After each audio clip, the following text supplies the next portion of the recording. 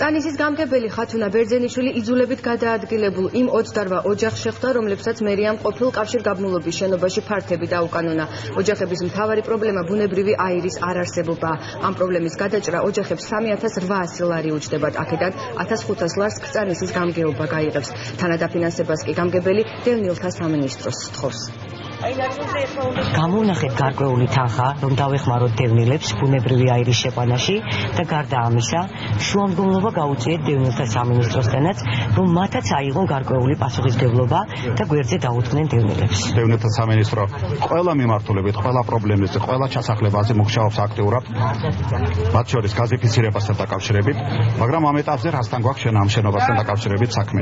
ეს შენობა არის დაკანონებული, დევნილთათვის კერძო საკუთრებაში გადაცემული ფართები. ამ შემთხვევაში ყველა პრობლემის მოგვარება, მათ შორის გაზიფიცირების არის მერიის პასუხისმგებლობა და რამენაირად მერიამ უნდა მოახერხოს ამ ადამიანების დახმარება.